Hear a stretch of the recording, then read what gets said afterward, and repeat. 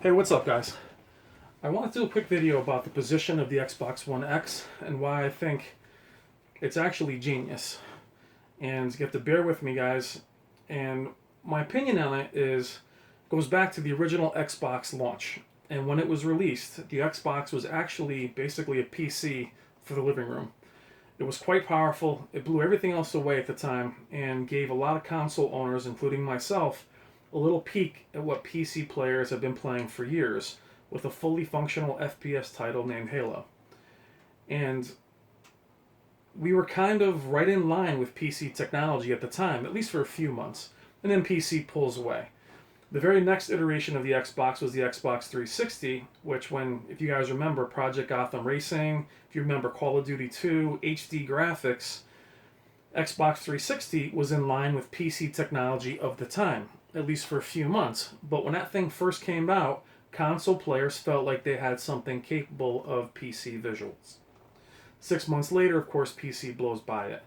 It wasn't until the Xbox One and even the PS4, in my opinion, where these machines launched, and prior to their launch, they were actually obsolete. I think they were both companies were focused on being streaming machines and DVR machines and Kinect and all that nonsense. They stopped being gaming machines. They both came out underpowered. The PS4 less so. It was capable of 1080p, not at 60, but at 30. The Xbox One, though, was doing 900p, 720p. I remember picking up Battlefield 4 and Killer Instinct, and actually, I couldn't believe how bad the visuals were. That actually led me to build a PC and become a PC gamer. Now, what does that have to do with right now?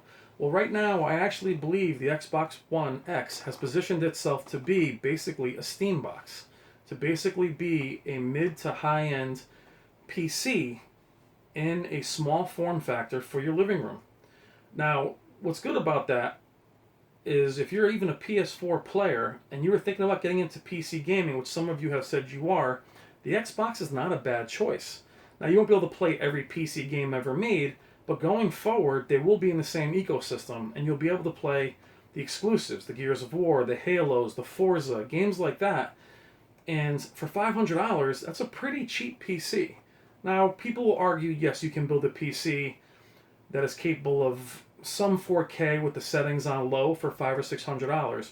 But guys, in order to build a 4K native PC at 60, you're looking at $2,000.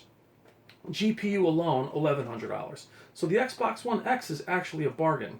They're going to stay in the same ecosystem. They're not going to release another Xbox. They're going to release these little additions every few years, just like a PC player would buy a new GPU or buy new memory or buy a new CPU. The trick is, though, you may pay a couple $100 for it, but you're not going to pay the same price you'd pay for a GPU. So if I was to upgrade my PC to, say, a GTX 1080 Ti, I'm looking at $1,000. So for me, I wouldn't mind trading in my Xbox One X in 2 years, get back $100 and add a few dollars and get a more powerful version of it that will also be able to play all back titles before it. Or the PS5 is going to have to start a whole new system with new controllers, new everything. Microsoft is looking to limit that. Now, what does that mean for PC gamers? It means absolutely nothing. You guys will all still be able to have your most powerful games, except now you're going to have full access to Xbox library. So you keep making your PCs. What's interesting for PS4 players, though, if you wanted to get into PC gaming, the Xbox One X has positioned itself as a budget option where you can play PC games.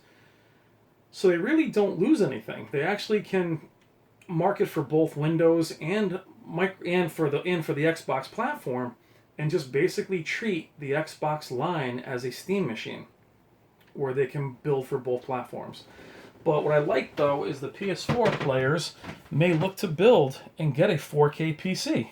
Well, for $500, you'll get a Microsoft version of it that can do 4K, maybe at medium settings, or checkerboard rendering, whatever you want to call it, and you'll find yourself with a medium build PC for $500. So it's an interesting concept what Microsoft is looking to do. They can even win over PS4 fans if they want, or anybody looking to get into PC gaming on the cheap. Microsoft has positioned itself as a viable option for very little money. All right, guys, so let's start the discussion. Thank you as always.